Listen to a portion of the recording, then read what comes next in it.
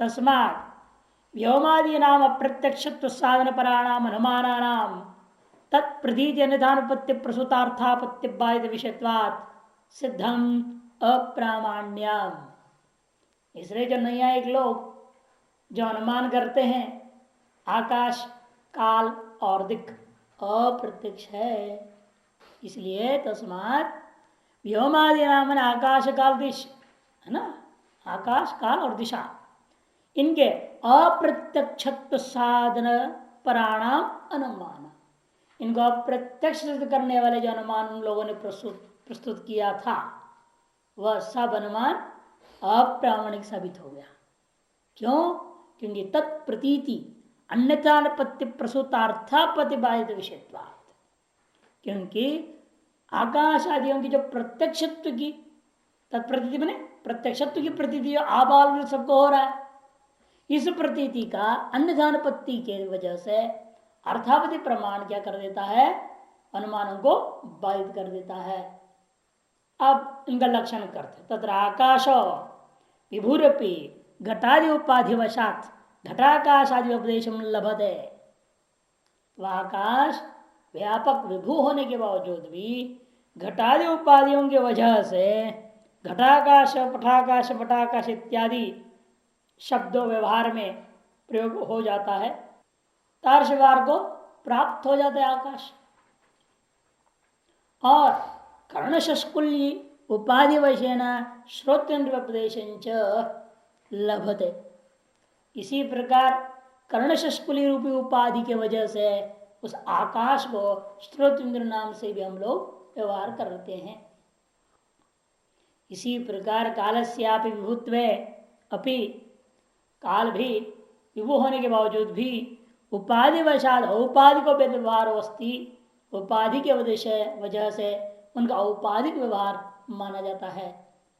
जैसे स यथा 15 निमेषा काष्ठा, एक काष्ठा 15 निमेष है। 15 निमेष एक काष्ठा। 15 निमेष का मतलब 15 पलक गिरना, 15 बार पलक का गिरना खुलना, फिर गिरा फिर खोला, फिर गिरा फिर खोला, 15 बार करो एक काष्ठा।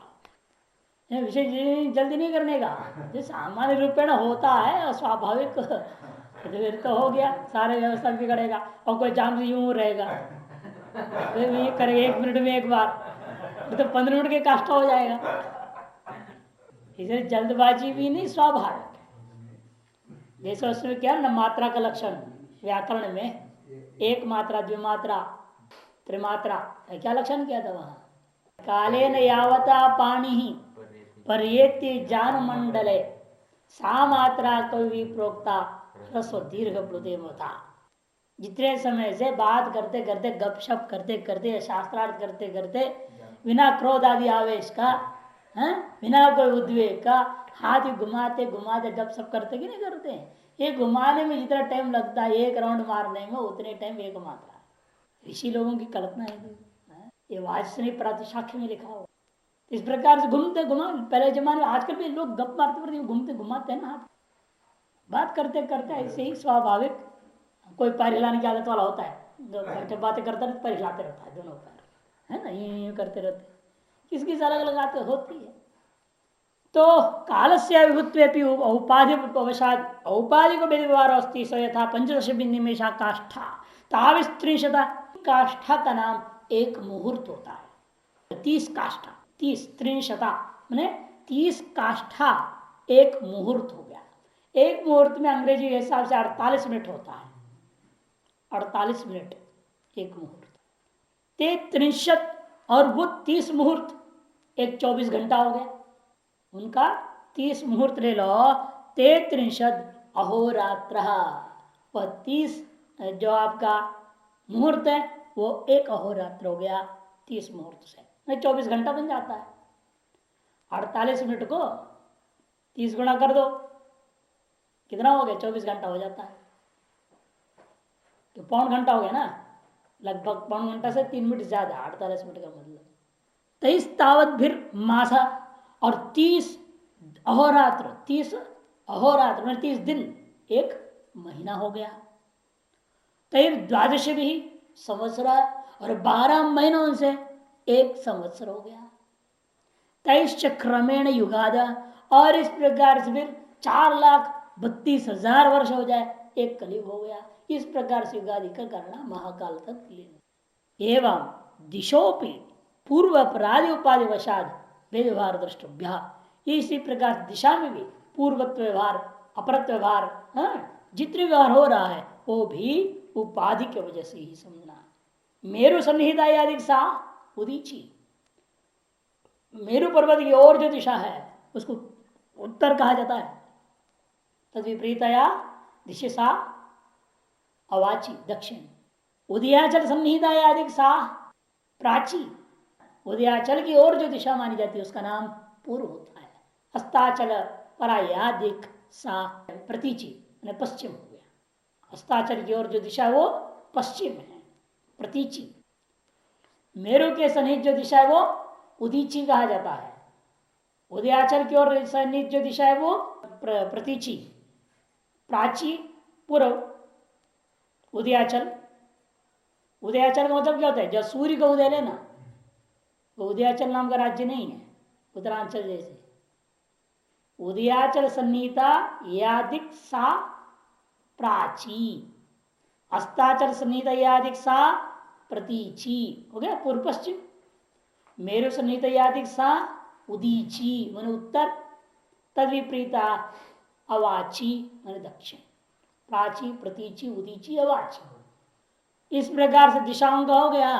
और अब कहते हैं आत्मा चैतन्याश्रय, आत्मा का लक्षण करते हैं। चैतन्य का आश्रय का नाम आत्मा है।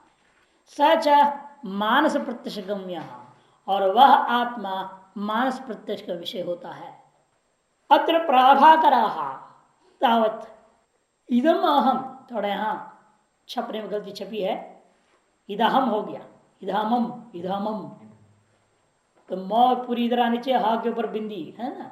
इदम अहम, इदम अहम जानामि इति सर्वार्थ वित्तिशो, तो छपा है दी द ह मम, ऐसा छप गया है ना।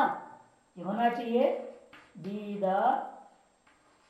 म हम, इदम अहम, इदम अहम तावत इदम अहम जानामि, अहम इदम जानामि को इदम अहम जानने को बात एक ही है। इदम अहम जानामि, मैं इस घट को जानता हूं। इदम घटम अहम जानामि, इदम पटम अहम जानामि, इदम अहम जानामि इति सर्वार्थ वित्तिशो, सकल विषय के ज्ञानों में, प्रत्येक विषय के ज्ञान में, घट विषय ज्ञान पड़े कोई भी ज्ञान हो, यत्किंचित विषय, सर्व अर्थ वित्तिशो, सकल पदार्थों का ज्ञानों में आत्मा अभिभाषित होता है जानामि के द्वारा। वित्तिशो व्यवहार दर्शनात्, ऐसा व्यवहार देखने को मिलता है। इदम अहम जानामि ऐसा व्यवहार देखने को मिलता है। इसलिए उनका मत है आत्मा स्वात्मनोरपि अप्रकाशमानत्वे तत् अनुपत्ते है। इसलिए आत्मा और स्वात्म से उसमें विद्यमान जो ज्ञान, आत्मा और ज्ञान, इन दोनों का अप्रकाशमान कहोगे तो तद अनुपत्ति है। एतादृश जो ज्ञान व्यवहार हो रहा है हम लोगों के द्वारा, इदम अहम जाना में ये उपपन्न नहीं हो सकता। इसलिए आत्मस्वात्मनो कर्तृत्या वित्तया च प्रतीयमानत्वम अप्युपगच्छन्ति। इसलिए आत्मा को कर्तृतया और ज्ञान को वित्तया दोनों का प्रतीयमानत्वम अभ्युगच्य प्रतीत होता है, ऐसा स्वीकार करते हैं। ज्ञान को ज्ञानत्वेन और आत्मा को कर्तृत्वेन, वित्तित्व माने ज्ञानत्वेन, आत्मा को कर्ता के रूप में और तद्विषयविद्यमान ज्ञान को ज्ञानत्व रूप से सभी विषय के ज्ञान के साथ साथ आत्मा भी प्रकाशित हो जाता है और ज्ञान भी ज्ञानत्व प्रकाशित हो जाते मानना पड़ेगा। नहीं तो इदम अहम घटम जानामि, इदम अहम पटम जानामि इत्यादि व्यवहार नहीं हो सकता। व्यवहार के लिए आपको मानना पड़ता है आत्मा भी प्रकाशित हो रहा है, ज्ञान भी प्रकाशित हो रहा है, घट भी प्रकाशित हो रहा है। लेकिन कौन किस रूप से हो रहा है? आत्मा कर्तृरूपेण ज्ञान ज्ञानत्वेन और घट विषयत्वेन। अतः विषयत्वेन विषय प्रकाशित हो रहा है, ज्ञानत्वेन ज्ञान प्रकाशित होता है और कर्तृत्वेन आत्मा प्रत्येक ज्ञान में प्रकाशित होता है, ऐसा मानना चाहिए। इस प्रकार से कौन कह रहा है? ये प्रभाकर मत है। तत्र अहम प्रतिगम्यत्वेन आत्मन प्रत्यक्षत्व। देखो इनमें भी जो अहम कहा था आपने, वो अहम शब्द के द्वारा प्रत्येक ज्ञान के विषयत्वेन आत्मा का प्रत्यक्ष हो रहा है। और ज्ञान से तो, और ज्ञान का प्रत्यक्ष कौन करेगा? स्वयं प्रकाशत्वेन, वो तो स्वयं प्रकाश है। देखो उल्टा खोपड़ी है उसका। कारण में विद्यमान गुण, कारण कौन है? आत्मा। उसमें ज्ञान पैदा होता है मन से। कारण में उत्पन्न हुआ कार्यभूता ज्ञान, वो स्वयं प्रकाश है। कार्य स्वयं प्रकाश है और कारण जड़ है। बताओ इसे कैसे हो गया? फिर आप उल्टा खोपड़ी है ना थोड़ा। वह कहता है आत्मा जड़ है, उसको अहम प्रत्यय में अहम इत्याकार ज्ञान का विषयत्व प्रकाशित होता है, और ज्ञान लेकिन वो सब प्रकार अहम प्रत्येक आत्म प्रत्यक्षत्व। ज्ञान से तो स्वयं प्रकाशत्व नहीं थी, वो स्वयं प्रकाशत्व भी प्रत्यक्ष हो जाता है। इति च व्यवस्था प्रतिपेदी रे कौन? प्रभाकरा। इस प्रकार व्यवस्था प्रभाकर मत वाले कथन करते हैं, देते हैं। तत्र ज्ञान से स्वयं प्रकाशत्व उपरिष्टात निराकरिष्याम। ज्ञान स्व प्रकाश है, इस बात को हम आगे जाकर के खंडन करेंगे। बड़ा विचित्र है, कुमार भट्ट वाले आगे खंडन करेंगे। ज्ञान से स्व प्रकाशत्व उपरिष्ठात जो है निराकरिष्याम। आत्मा तो, और आत्मा को उन्होंने क्या कहा था? अहम प्रत्येक विषयत्व न प्रकाशित हो रहा है, प्रत्यक्ष विषय बन रहा है। यदि वो भी नहीं है आत्मा तो नाहम प्रत्येक गम्य, आत्मा अहम प्रत्येक गम्य है, यह नहीं कह सकते आप। क्यों? सर्वार्थ वित्तिशो अहम जन व्यवहार अदर्शनात्। सकल विषय ज्ञानों के साथ हर ज्ञान में अहम जाना में अहम ज्ञान में जुड़ता नहीं है। अयंगट ज्ञान हो गया, छुट्टी पाई हो गए, और उसमें अयंगट ज्ञान के बाद फिर इदम घटम अहम जानामि ऐसा बोलोगे तभी वो अयंगट ज्ञान पक्का होता है क्या?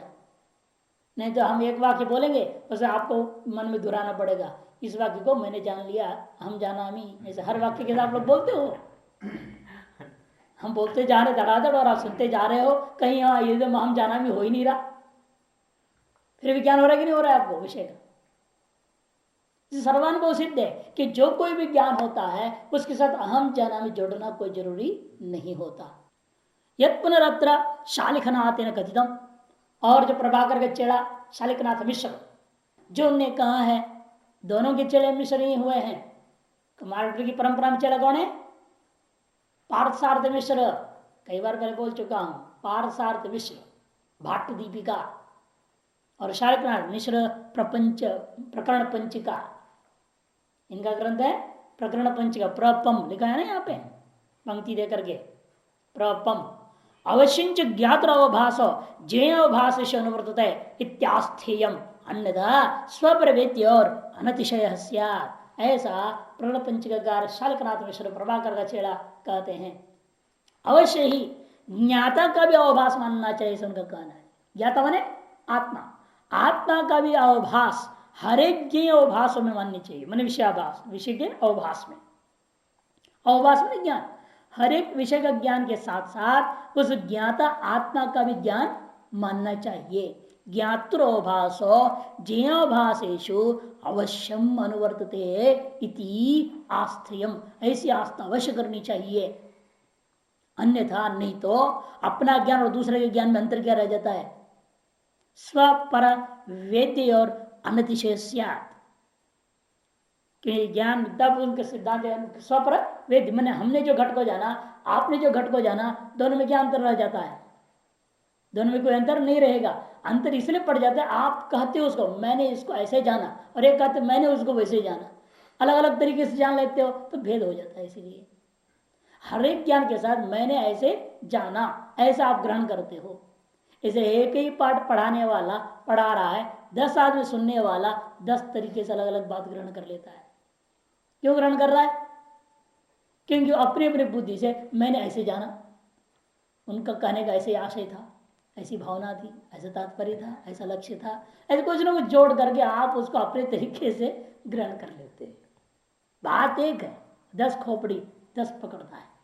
है या नहीं? तो क्यों होता है? कहते शार्कनाथ का कहना है कि ये भेद क्यों हुआ? क्योंकि अहम जाना में जुड़ने से। तो सिद्धांत जब देता है अहम जाना में जुड़ने से ऐसा नहीं हुआ है, किंतु प्रत्येक आत्मा में वह ज्ञान समवाय संबंध अलग अलग है ना। हर आत्मा में समवाय संबंध से ज्ञान अलग अलग हो रहा है। कुमार भट्ट के अनुसार तादात्म्य संबंध से ज्ञान अलग अलग हो रहा है। आत्म तादात्म्य निरूपितता भिन्न होने के नाते ज्ञान का विषय में भी भेद हो गया। तदप्युक्तम जो ज्ञान से स्वात्म संवेदत्व मात्रेण अतिशय सिद्ध है कि ज्ञान जो है अपनी आत्मा में संवेदत्व मात्र से ही अतिशय की सिद्धि हो जाएगी। भेद की अतिशय में भेद सिद्धि अंतर, आपकी अपेक्षा से इसमें कुछ अतिशय, उसकी अपेक्षा से उसमें कुछ अतिशय हो गया, विलक्षणता आ गई। विलक्षणता का कारण कौन है? आत्म संवेदत्व ही है। हर आत्मा का तत्व ज्ञानों के समय संबंध भिन्न भिन्न है ना। उनकी भाषा बोल रहे समय जान करके वो समय मानते हैं, उनकी भाषा बोलते समय संबंध। अपनी भाषा में क्या होगा? आत्मतादात्म्य भिन्नम भिन्नम भवति। एक ज्ञान में के साथ भी एक विषय का एक ही ज्ञान है। अयं घटः विषय एक है, ज्ञान में सबको अयं घट ही हो रहा है, लेकिन उस अयं घट का जो ज्ञान है आपकी आत्मा जब पैदा हुआ वहां समय समय से जिस ढंग से ग्रहण हुआ वो अलग अलग। कि हर एक आत्मनिर्भरता समवाय संबंध के पीछे में वह कुछ वासनाएं है ना, वो ग्रहण करने देते ढंग से। हर व्यक्ति अलग अलग ढंग से ग्रहण करने देते। एक ही बात को अपनी वासना के साथ आप उसको पकड़ते हो। पकड़ने वाला अपने अपनी वासना को लेकर के बैठा हुआ है, उसकी पूर्वाग्रह दुराग्रह वगैरह है ना अंदर, तो वो उसको रोकते हैं यथार्थ ग्रहण करने में। सब छोड़ के बैठेगा, खाली कोरा कागज बन के बैठेगा, तो गुरु जो कह रहा है वो यथार्थ ग्रहण हो जाएगा। लेकिन कोरा कागज कोई बैठ सकता है नहीं। भले जमाने में गाना गा लिया मेरा जीवन कोरा कागज है, किसी की जिंदगी कोरा कागज होती नहीं है। सब पहले से अनंत जन्मों से लिखा पड़ा हुआ गंदा कागज होता है, सब पूरा कागज होता है, और भरा कागज जैसे जगह ही नहीं और लिखने को ऐसे हालत में। तीसरे कहते हैं कि देखो कि ये जो बात है उनका कहना ठीक नहीं है। आत्म समय तत्व की वजह से भेद सिद्ध हो जाएगा।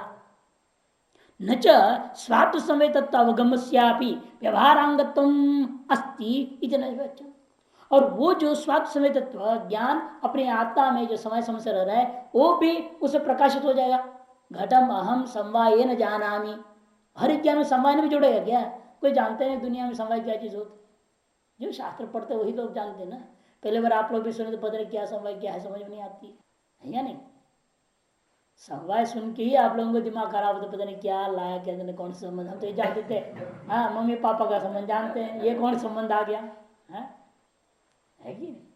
तो पहली बार जब शास्त्रों में सुनते हैं तो शास्त्रीय जो पारिभाषिक शब्दावली है वो भी शास्त्रीय पुरुषों के लिए कठिन हो जाता है। आम आदमी जानता ही नहीं है, वो हर ज्ञान में कहां से आ जाएगा समवाय। इसलिए प्राभार के जो कहना है कि हर ज्ञान में वो समवाय तत्व भी अवगम हो जाएगा व्यवहार का अंग रूपेण। कहते इतना वाच्यम इंद्रिय के ज्ञान इंद्रिय अवगम से व्यवहारांगत प्रसंगा न समस्या होगा। इंद्रिय जन्य ज्ञानों में उस ज्ञान का अंग रूपेण इंद्रिय भी प्रकाशित होने लग जाएंगे। चक्षुषा गृहीतम मया, ये भी जोड़ेगा उसमें।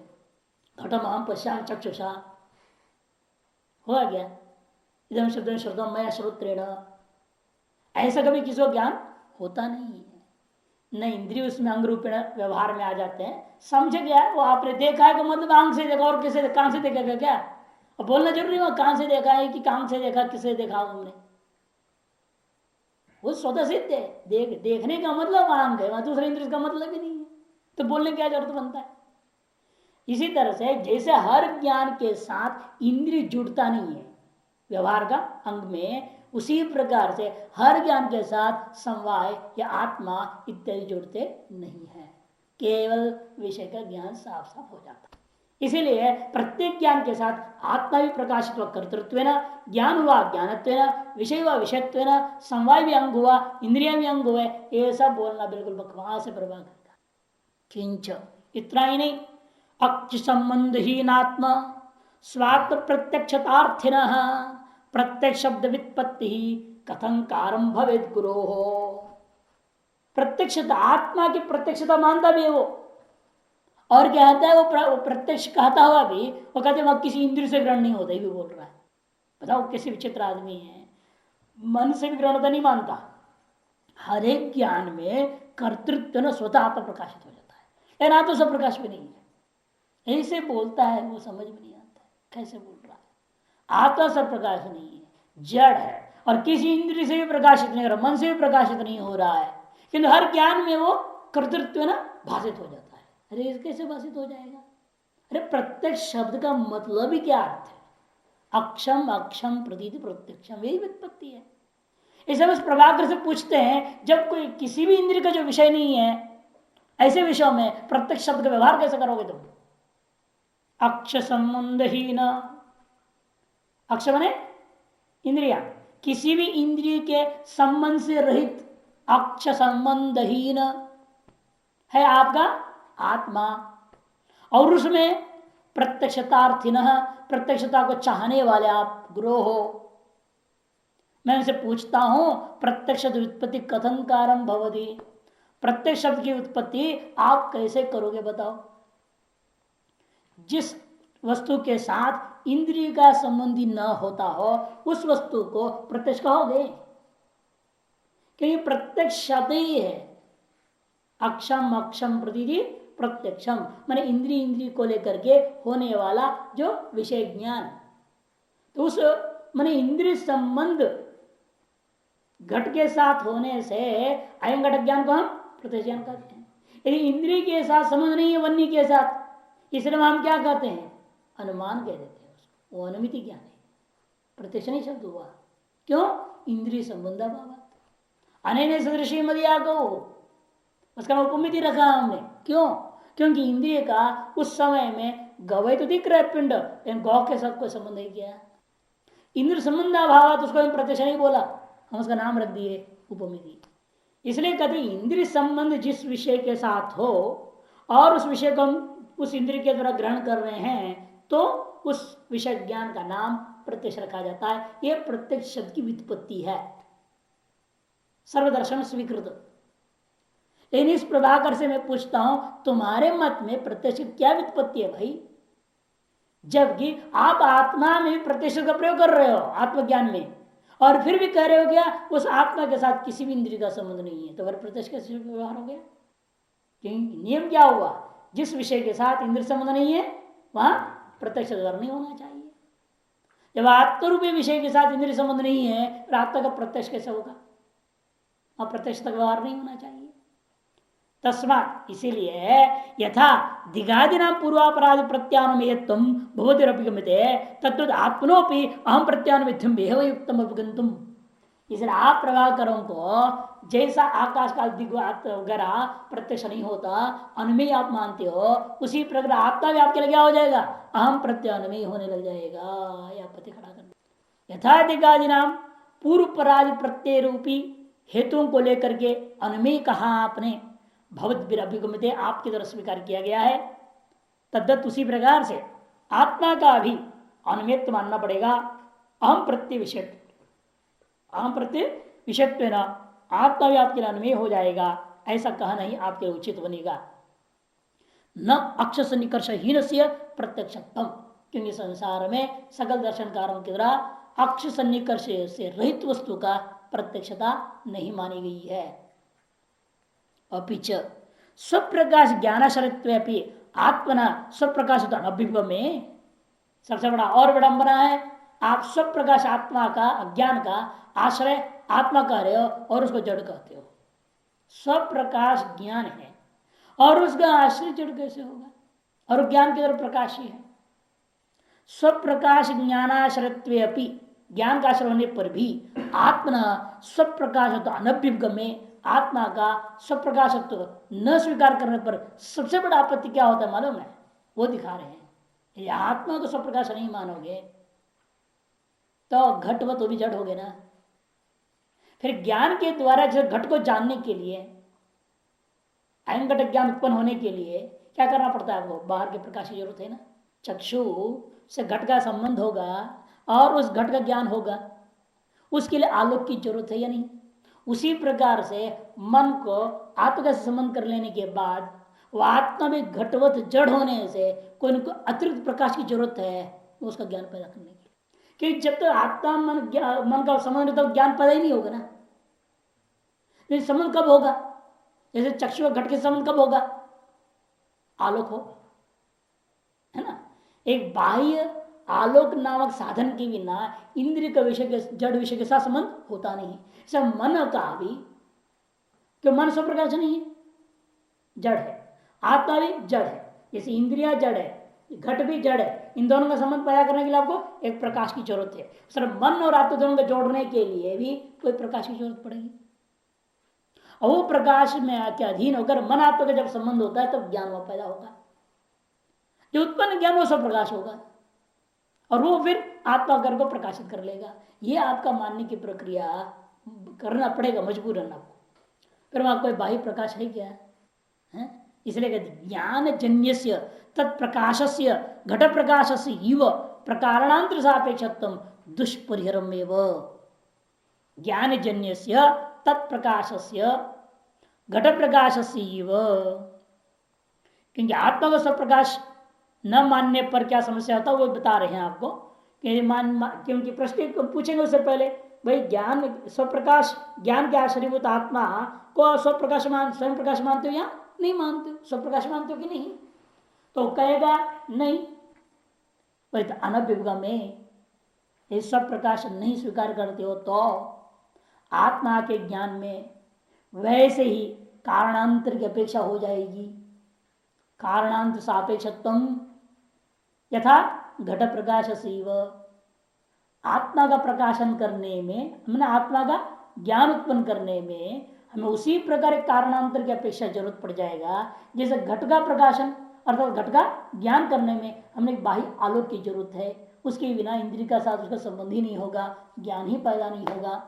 तद्वत आत्मा में स्वप्रकाश नहीं है, घटवत यदि जड़ है तो मन को उसके संबंध करने के लिए कोई बाह्य कारणांतर की अपेक्षा जरूरत पड़ जाएगी। और लोक व्यवहार में ऐसा देखने को नहीं मिलता। कारणांतर की अपेक्षा से आत्मा को कोई प्रकाशित कर लेता हो, ऐसा अहम अस्मि ऐसा बोलने के लिए टार्च डाल के देखेगा अपने हार्ट के ओर, कैसे प्रभाकर कह रहा है ये बात।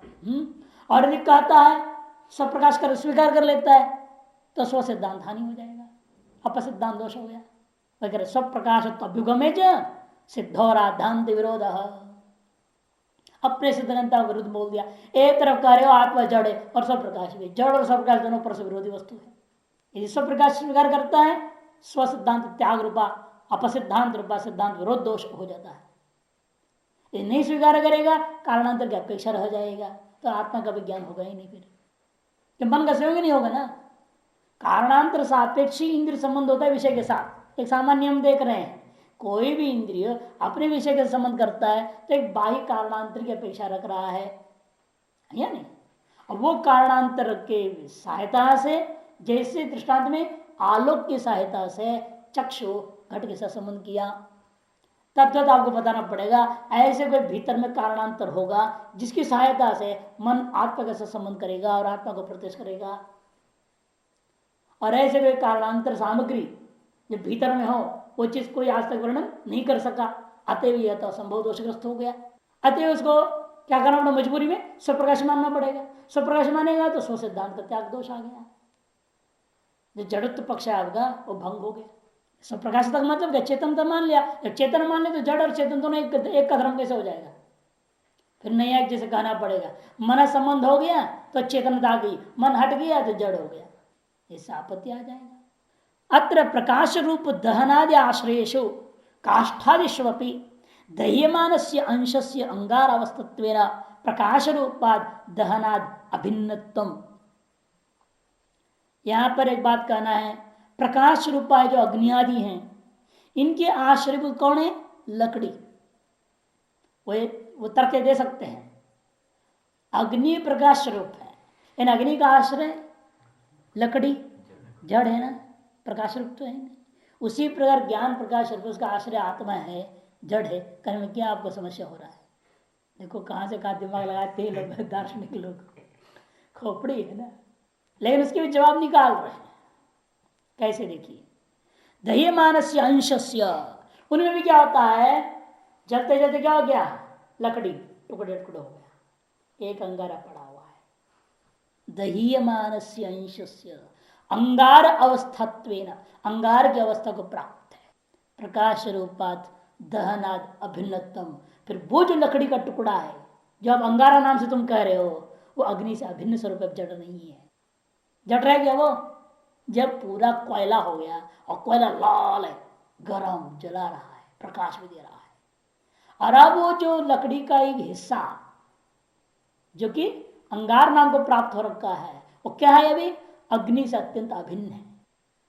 अभिन्नतम दहनाद अभिन्नतम इतरांश से तो घटाधिवत परित प्रसर्पी तेजो अवयव प्रकाशत्व एव इति न कस्यापि आश्रितन प्रकाशिति अवगंतव्यम। और उससे अतिरिक्त जो लकड़ी है ना, जो अंगार को प्राप्त कर गया वो तो अग्नि से अभिन्न हो गया है, लेकिन जो अंगार भाव को भी प्राप्त नहीं है, अब जल रहे हैं, जो वो जो लकड़ी है अतिरिक्त जो बचा हुआ, वो जो इतरांश से तो वो घटादि के समान ही है। समझो उनके चारों तरफ प्रकाश है, उस प्रकाश और लकड़ी को भी आप देख रहे हो, उसी लकड़ी से निकलता हुआ प्रकाश से आप लकड़ी को ही देखते हैं। घटादि के समान परिता प्रसर्पिते जो अवय प्रकाशत्व, तो घटादि जैसा है, बाहर सूर्य के आलोक है ना, प्रसर्पी तेजो, प्रसर्पी मने बिखरा हुआ फैला हुआ जो तेज, फैला हुआ तेज क्या है? उसी लकड़ी से फैला हुआ तेज या सूर्य से फैला हुआ तेज से प्रकाश्य माना जाता है। उन तेज अवयवों के द्वारा प्रकाशत्व में न कस्यापि, इसीलिए कहीं भी आप अतः प्रकाश आश्रित्व न, किसी भी वस्तु का प्रकाश देखने में नहीं आता। प्रकाश कस्यापि आश्रित्व न प्रकाश इति अवगंतव्यम, न कस्यापि अवगंतव्य अन्वय कर देना। किसी को भी प्रकाश का आश्रित होता हुआ प्रकाश रूपता कहीं देखने को नहीं मिलता है। इसलिए आत्मा को स्वप्रकाश भी नहीं कर सकते आप। आपके सिद्धांत के अनुसार आप आत्मा का स्वप्रकाश स्वीकार नहीं कर सकते, क्योंकि आपने जो दृष्टांत दे रहे हो उसके अनुसार स्पष्ट है, अग्नि और लकड़ी का जो दृष्टांत दिया है आपने, उसके अनुसार लकड़ी तो जड़ ही होता है, स्वप्रकाश नहीं होता। लेकिन समस्या क्या है? स्वप्रकाश जड़ मानने में आपको कारणांतर बतानी पड़ जाएगी, है ना। जैसे घट को स्वप्रकाश नहीं है, प्रकाशन करने के लिए कारणांतर की अपेक्षा है, किसको? चक्षु को। उसी प्रकार मन आत्मा को प्रकाशित करना चाहेगा तो उसको भी कारणांतर की अपेक्षा हो जाएगी, ये आपत्ति खड़ी रहेगी। स्वप्रकाश आत्मा को मान नहीं सकते हैं। जैसे आपने अग्नि का दृष्टांत में भी देखा, जो अग्नि प्रकाश है उसका आश्रय जड़ ही होता है, प्रकाशात्मक नहीं है। तद्दत ज्ञान स्वप्रकाश होता हुआ उसका अधिष्ठान आत्मा आपके अनुसार दृष्टांत के अनुसार भी जड़ ही होगा, स्वप्रकाश नहीं होगा। जो स्वप्रकाश नहीं जड़ है, फिर घट के समान मानना पड़ेगा। घट के समान मानोगे तो कारणांतर देनी पड़ेगी उसका प्रकाशन करने के लिए, और कारणांतर का आज तक कोई वर्णन नहीं कर पाया, इसका मतलब कि आज तक किसको प्रत्यक्ष होगा ही नहीं। आपके मत के अनुसार आत्म साक्षात्कार होता ही नहीं प्रभाकर मत के अनुसार, फिर ये समस्या खड़ी कर। और आइए शंकराचार्य वाले चेले लोग क्या बोलते हैं वो देखिए। शांकरास्तु ज्ञान ज्ञात और एकत्व मन्य माना, वो तो ज्ञान और ज्ञात भेद ही नहीं मानते। सत्यम ज्ञानम अनंतम ब्रह्म, जो ज्ञान है वही ब्रह्म है, जो ब्रह्म है वही ज्ञान है। ज्ञान और ज्ञाता में कोई भेद ही नहीं मानते हैं। ये तो और भी पागल है इनके हिसाब से। ज्ञान ज्ञात एकत्व मन्य माना, स्वयं प्रकाशत्व आत्मा समर्थयंती, आत्मा का स्वयं प्रकाशता को समर्थन करते हैं। अयम पुरुष स्वयं ज्योति, बृहदारण्यक, अयम पुरुष स्वयं ज्योति 2-3-9 बृहदारण्यक का मंत्र है। आत्मैवस्य ज्योति, ये बृहदारण्यक 4-3-6 इत्यादि वेदांत में जो है, वेदांत वाक्यंच तत्र प्रमाणी कुर्वन्ति, वेदांत वाक्यों को प्रमाण रूपेण प्रस्तुत करते हैं। और चित्त सुखाचार्य तो भयंकर उद्घोष किया है, चिद्रूपत्वाद अकर्मत्वाद स्वयं ज्योतिर्श्रुते है आत्म स्वप्रकाशत्व को निवारयितुम क्षमः। आत्मा कैसा है? चिद रूप है, चैतन्य रूप ही है, ज्ञान रूप ही है। आत्मा और ज्ञान तो भिन्न वस्तु है नहीं, गुण गुणी भाव कपोल कल्पित है, गुण गुणी भाव हो ही नहीं सकता। क्यों? अकर्मत्व माने किसी भी क्रिया का कर्म नहीं। जैसे आप घट को क्या मानते हैं? घटम अहम जानामि, जानना रूपी क्रिया का कर्म कौन हुआ? घट आत्मान अहम जानामी, इसलिए जानना भी क्रिया का कर्म आत्मा, ऐसे कुछ लोग जो मानते हैं कहते ऐसा नहीं है। इसे अकर्मत्वात् और स्वयं ज्योति श्रुति भी कथा रही है, तीन हेतु दे दिया। छिद्रवत्वात्, अकर्मत्वात्, स्वयं ज्योति श्रुत है। इन तीन हेतुओं के आधार पर कहते आत्मा स्वप्रकाशी होता है। इसको कौन निवारण कर सकता है? कोई ऐसा खंडन नहीं कर सकता। तत्र ज्ञान ज्ञात और एकत्व अत्रैव निराकरिष्यते। अब ज्ञान और ज्ञाता आत्मा दोनों एक है, ये जो उनका मत है पहली बात, उसको हम यहीं पर खंडन करेंगे। कैसा होगा वो विचार आरंभ होगा।